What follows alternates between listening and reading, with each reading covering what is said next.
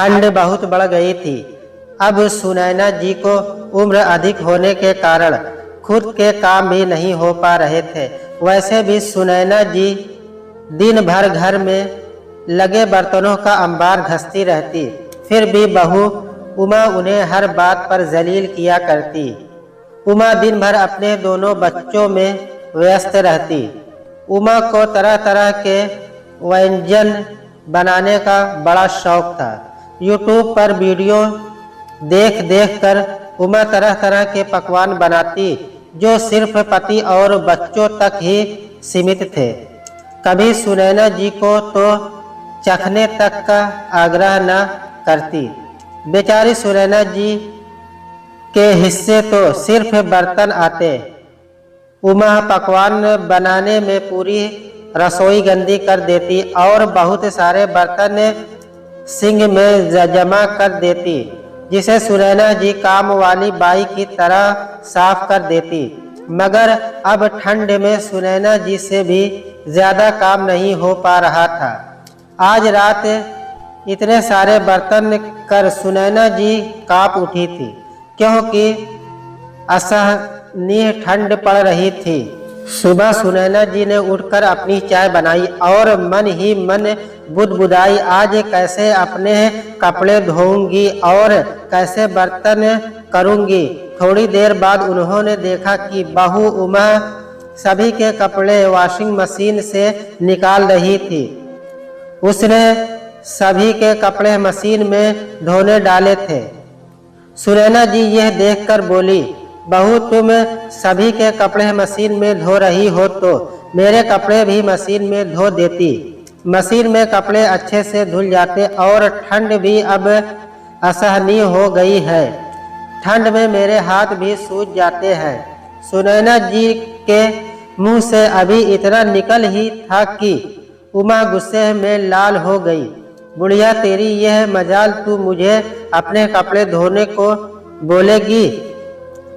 तेरी नौकर हूँ क्या? इतने में उमा अपनी सास सुनैना जी के बाल पकड़कर जोर से खींचकर उन्हें धक्का दे देती है। सुनैना जी का सिर दीवार से जा टकराया और वह दर्द से कहरती हुई जैसे तैसे दीवार का सहारा लेकर अपने कमरे में चली गई और अपने बिस्तर पर बदहवास होकर गिर पड़ी। बिस्तर पर पड़े कब उनकी आंख लग गई उन्हें पता ही न चला। अब करीब 2 घंटे बाद उनकी आंखें खुली तो उन्होंने देखा कि उनका मस्तक सूज गया था और उन्हें बहुत दर्द हो रहा था और बहुत समय से कुछ न खाने के कारण उन्हें बहुत तेज भूख लग रही थी। वह उठकर धीरे धीरे चलकर बहू के पास गई और बोली, बहू मुझे बहुत भूख लग रही है, थोड़ा खाना दे दो। कल रात से कुछ नहीं खाया, बहुत कमजोरी लग रही है। बहू उमा किचन में गई और एक बासी सूखी रोटी लेकर आई और उसे जमीन पर फेंकते हुए कहा, ये ले बुढ़िया, इसे खा लो और उसके बाद जाकर बर्तन साफ कर दे। सिंक में बर्तन भरे पड़े हैं। सुनैना देवी को भूख इतनी तेज लग रही थी कि अभी उन्हें जो भी मिला वह खा लेती है। जल्दी से उन्होंने रोटी का टुकड़ा जमीन से उठाया और अपने कमरे में लेकर चली गई। रोटी सूखकर एकदम कड़क हो चुकी थी, उनसे खाई नहीं जा रही थी। उन्होंने थोड़ा पानी लेकर रोटी को पहले उसमें डुबो दिया, फिर जब रोटी थोड़ी नरम हो गई तो उसे पानी से निकालकर खाने लगी। सुनैना देवी के दिन ऐसे ही कटने लगे। हर 2-3 दिन पर 1-2 रोटी उन्हें ऐसे ही फेंक कर दे दी जाती। वह उसे उठाकर ऐसे ही पानी में डुबो डुबो कर खा लेती। उनका शरीर बहुत कमजोर होने लगा था। उनकी नजरें भी धीरे धीरे कमजोर होने लगी थी। एक तो शरीर की कमजोरी, ऊपर से घर में हमेशा काम, उनके हाथ पैर में अब पहले जैसी ताकत नहीं रहती थी कि वे बार बार उठकर बर्तन करे। और दूसरी तरफ उमा, जो कि हमेशा अपने और बच्चों के लिए स्वादिष्ट पकवान बना बना कर सिंह में बर्तनों का अंबार जमा करके रखती। यदि एक दिन भी सुनैना जी ने घर का काम नहीं किया तो उन्हें बासी रोटी भी नसीब नहीं होती थी। मरता क्या न करता वाली कहावत तो गई थी सुनैना जी की। न किसी से अपनी व्यथा बखान कर सकती थी और न किसी पर आरोप लगा सकती थी। मुझ बुढ़िया की अब कौन सुनेगा, जिस बेटे को बचपन से इतना प्यार किया, पाला पोसा, जब वो ही अपना ना रहा तो कोई गैर मेरी क्यों सुनेगा और मेरी क्या ही मदद करेगा। सोचकर सुनैना जी आंसुओं के घूंट पीकर रह जाती। सुन बुढ़िया, मैं और राकेश बच्चों सहित घूमने जा रहे हैं। रात तक वापस आएंगे। घर का सारा काम कर लेना, वरना कल तुझे बासी रोटी भी नसीब नहीं होगी। बोलकर उमा अपना बैग लटकाए घर से बाहर निकल गई। पीछे पीछे बेटा राकेश भी बच्चों के साथ बाहर चला गया। सुनैना जी ने सिंह में बड़े बर्तन के अंबार को साफ किया, कपड़े धोए, झाड़ू पोछा किया और थक कर अपने बिस्तर पर निठाल होकर गिर पड़ी। शरीर अब साथ नहीं देता था, मगर उमा को कहाँ यह सब दिखाई देता था। उसने तो सुनैना जी को बस कामवाली बाई की तरह समझ रखा था। नहीं, कामवाली को भी लोग खाना अच्छा देते होंगे। यहाँ तो उमा सिर्फ सूखी बासी रोटी के बदले मुझसे इतना काम करवाती है और काम करने के बाद झिड़कती है सो अलग। सोचते हुए उनकी आंख से आंसू बह पड़े और बिस्तर पर पड़े पड़े ही वह चिंतन में डूब गई। उनकी बहू उमा उनके साथ ऐसा व्यवहार करेगी, इसकी कल्पना भी उन्होंने नहीं की थी। पति के देहांत को अभी 4 महीने ही हुए थे। अभी तो मैं पति के जाने के गम से बाहर भी नहीं आई थी। तभी तो मेरे मन की वेदना भी खत्म नहीं हुई थी। अभी तो मुझे प्यार और सहारे की जरूरत थी, मगर आज मेरी बहू ने मेरे साथ ऐसा नीच कर्म किया। सोचते सोचते आंसुओं की धारा उनकी आंखों से लगातार बहती जा रही थी। उनके मन में तूफानों की आंधी चल रही थी। उनका हृदय मानो अभी रुक जाएगा। उन्हें ऐसा प्रतीत हो रहा था इस समय उनको इतनी ज्यादा पीड़ा हो रही थी कि इतनी पीड़ा अगर किसी पहाड़ को हो जाती तो वह पहाड़ भी टुकड़े टुकड़े होकर बिखर जाता। ये दिन देखने से पहले मैं मर क्यों नहीं गई। बस अब क्या यही दिन देखना बाकी रह गया था। बेटा भी अपनी पत्नी का ही साथ देता था, यही देखना बाकी था। अपनी बहू जिसे बड़े अरमानों से ब्याह कर घर लेकर आई थी, उसी के हाथों मार खाओ और बेटा बहू की इतनी नीच हरकत पर उसे कुछ नहीं कहता। काश यह धरती फट जाती और मैं इसमें समा जाती। अपने पति रामकिशोर जी की तस्वीर को देखकर सुनैना जी बोली, आप मुझे छोड़कर क्यों चले गए? काश आपके बदले मैं चली जाती तो आज यह दिन देखना तो नहीं पड़ता। सुनैना देवी जी अपने पति रामकिशोर जी को याद करके और भी ज्यादा रोने लगती है। सुनैना देवी जी अतीत के गलियारे खो जाती है। जब मैं इस घर में विवाह कर आई थी, क्या था उनके पास? एक मिट्टी का छोटा सा कच्चा घर। मैं दिन रात काम करती, सास ससुर की सेवा के लिए एक पैर पर खड़ी रहती।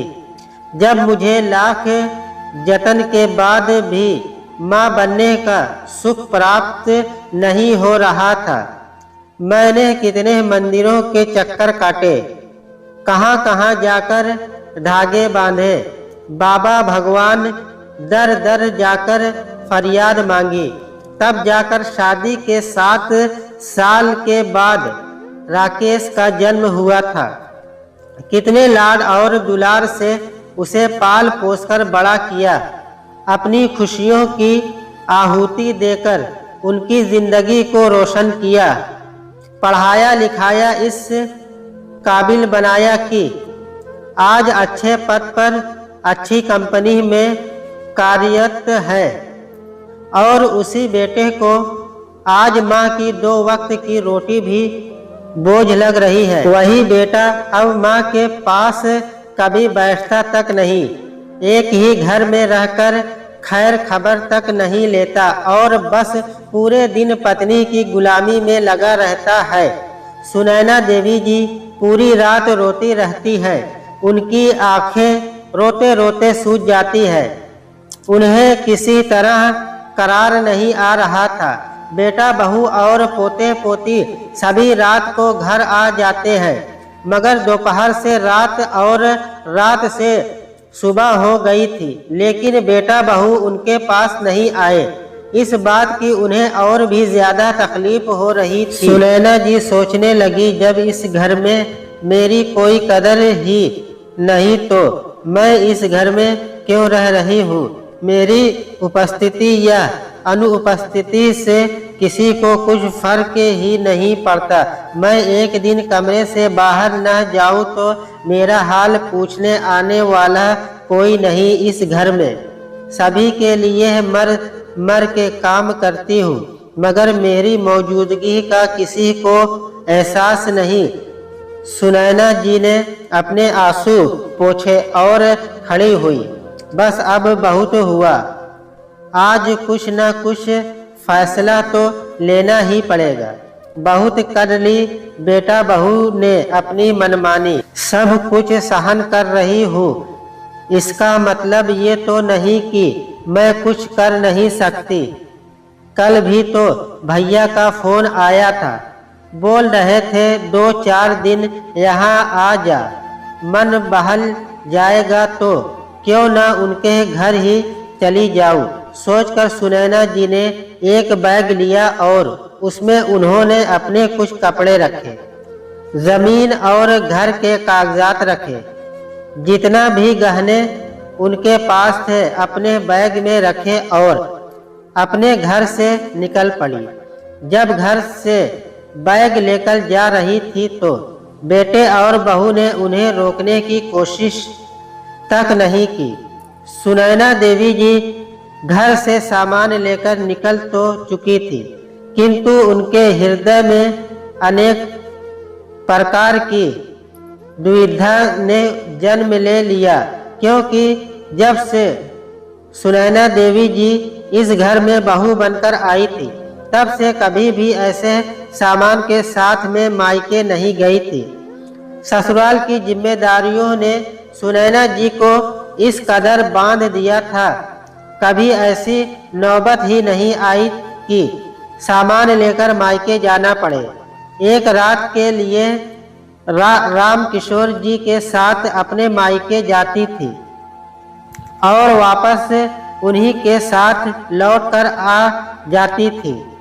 जब सुनैना जी की माँ जिंदा थी, वह भी बेटी के मायके न रुकने के कारण खफा हो जाती थी, मगर सुनैना जी जब घर और ससुराल की जिम्मेदारियों का पिटारा खोलकर माँ के सामने बताती तो माँ कहती, मेरी बेटी अपने ससुराल की इतनी फिक्र करती है, मेरे लिए यही काफ़ी है। देखना मुझे भी तेरे जैसी ही बहू मिलेगी। एक दिन तूने ससुराल वालों के लिए इतने त्याग दिए हैं तो कहीं न कहीं तुझे भी तो इनके अच्छे परिणाम मिलेंगे। सोचकर सुनैना जी की फिर आंखें भर आई और वे मन ही मन बोली, न जाने कौन से जन्म के कर्म नड़ रहे हैं जो ऐसी बहू मिली है जो बिल्कुल भी इज्जत नहीं देती। सुनैना जी का मन विचारों के गोले में लगा ही हुआ था और हृदय में यह दुविधा भी थी। कल भाई को फोन कर साफ साफ मायके आने से इनकार भी कर चुकी थी, मगर बेटे बहू का ऐसा रवैया अब बहुत खलने लगा था और अब सहन करने की शक्ति भी खत्म हो चुकी थी। मन में बहुत दुविधा चल रही थी, किंतु जाना भी था।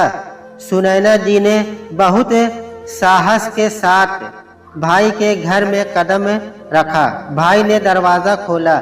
उनके भाई दीनदयाल जी जो पेशे से वकील थे, सुनैना देवी जी को देखा तो चौंक गए, क्योंकि कल जब उन्होंने सुनैना से घर आने का आग्रह किया था तब सुनैना ने ना कह दिया था, और सुनैना जो कभी ऐसे बैग लेकर मायके रहने नहीं आई थी, आज कैसे आ गई। दीनदयाल जी चौंकते हुए बोले, तुम अकेले आई हो, साथ में बेटा बहू नहीं आए? सब कुशल मंगल तो है ना बहन?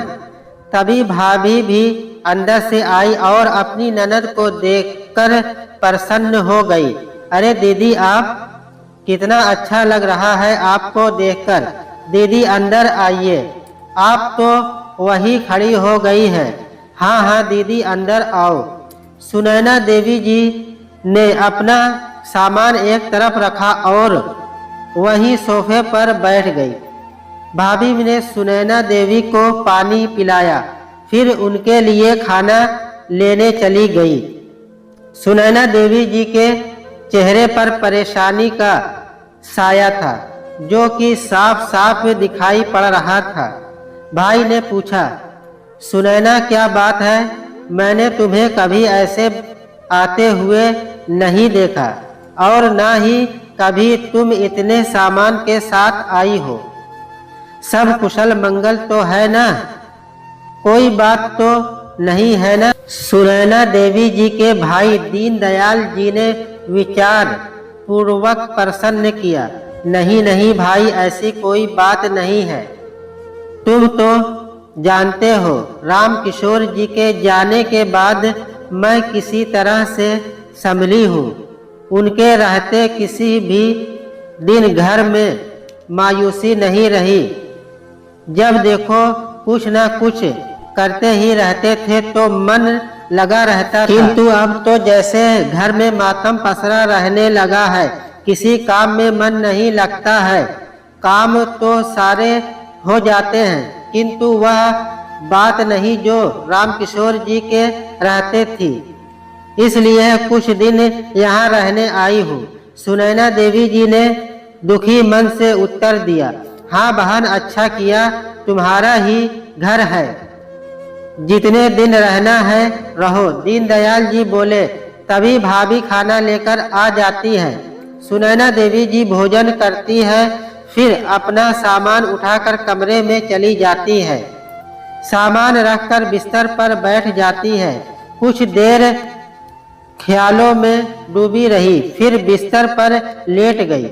सुनैना देवी को अपनी बहू का व्यवहार बार बार सामने आकर सता रहा था। वह उस दृश्य को भूलना चाहती थी, किंतु रहकर याद आ जाता। वह दृश्य सुनैना देवी के हृदय पर सैकड़ों वार कर डाले थे।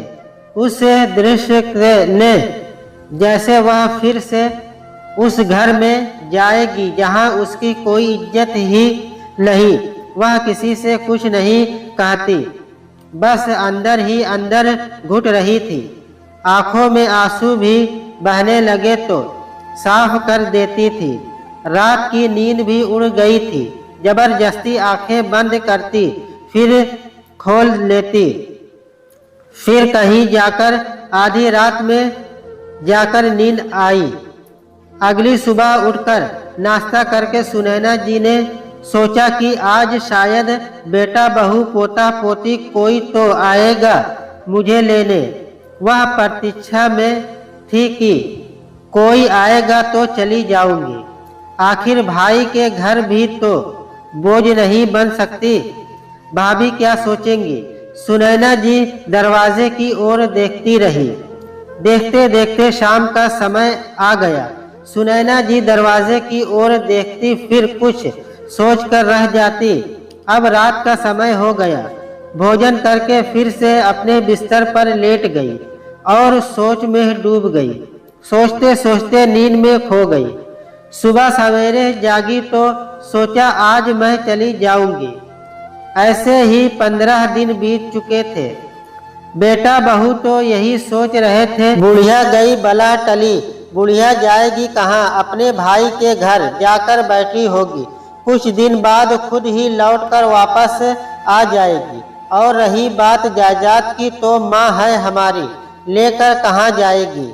सब हमारा ही तो है, हमारा हमारे नाम ही करेगी। उधर सुनैना जी के भाई दीनदयाल जी को उनके लिए चिंता सताने लगी। दीनदयाल जी ने अपनी पत्नी से भी इस बारे में बात की। भाभी भी चिंता व्यक्त करने लगी। दीनदयाल जी बहुत ही सज्जन व्यक्ति थे। एक दिन उन्होंने सुनैना जी से पूछा, आखिर बात क्या है? अपने भाई को नहीं बताओगी तो फिर मैं तुम्हारी परेशानी कैसे दूर करूंगा। मुझे पता है जरूर अंदर ही अंदर तुम घुट रही हो। सुनैना देवी जी अपने भाई के कंधे पर सर रखकर रोने लग गई और उन्हें सारी बात बताई। दीनदयाल जी ने अपनी बहन को सांत्वना देते हुए कहा, जब तेरा भाई जिंदा है तो तू किस बात की फिक्र करती है। भाई ने सुनैना देवी को ढांढस बांधाया। सुनैना देवी ने घर और जमीन के कागजात अपने भाई को दिखाए।